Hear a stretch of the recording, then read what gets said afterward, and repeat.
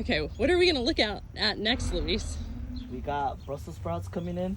Ah, And a lot of people don't know how Brussels sprouts grow.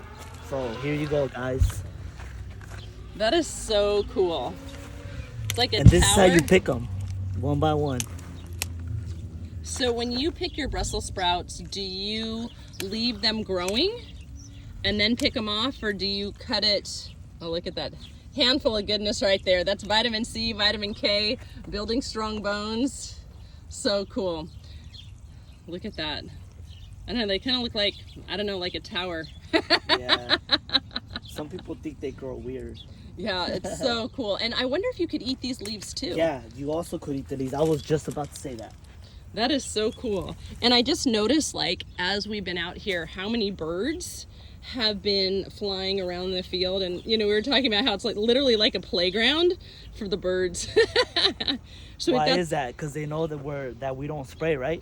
Yeah, so Exactly. animals know, like, you can tell when there's farms that don't use pesticides, you will see much more life there because they can tell the difference. And I mean, they know. Let's take another look over here. So cool. They flew away. You could have got them right now. They flew away. And we've got some beets over here, some carrots.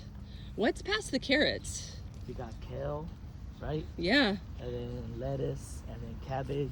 Do you have like a favorite thing that you grow, or you just like the diversity? And Yeah, I do. I like to grow it all, honestly. you know, and I mean, this is how farms are meant to be, that you have diversity on the farm, and that's what nourishes the soil. Is, you know, when we have a monoculture, just we're growing one thing, that's when you lose the diversity of soil.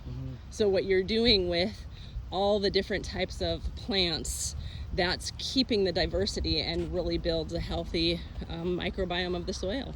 So our microbiome is based on the soil microbiome.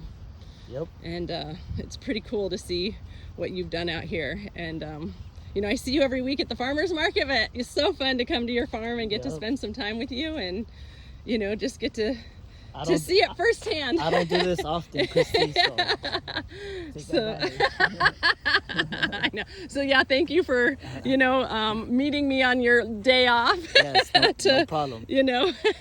So any last things you want to share as we wrap up today? Support your local farmers. It is more expensive, guys, but I guarantee you it's a lot more healthier, and it'll be better for the long run. It's the best investment you can make. You know, I honestly think we need to challenge that. I don't know if it's more expensive, because when you're getting nutrient density in your food, you actually don't need to eat as much. So I think it actually works out that when you buy, you know, and like we were talking about, you get a head of cauliflower and you've got the leaves on there, you actually get much more food than the things that you buy in the grocery store that's cut off. That's true. So I think that's something we need to shift, that we can shop smarter. And we may pay more for that head of cauliflower, but we're getting a lot more that actually, in the long run, it's less expensive. Yeah, and also stop looking for pretty things, guys. I would argue that the uglier stuff tastes better. I'm right there with you. And that means there's more nutrients, right? Yes, absolutely, right? That we need food that's, when you're growing food that's had to work hard to grow, right? It's not in a hot house, and it's had to survive. You know, it's actually more resilient, and we're getting that resilience in our body when we eat food that has grown outside in nature, and resilient, you know, in challenging, in the heat. Wow, I just gotta take a picture. There's so many butterflies over here. I don't know if that'll show up in the video, but it's beautiful. I know. So thank you for the work that you're doing, and I just appreciate you so much. Thank you. Off to the next one, guys. To the next day.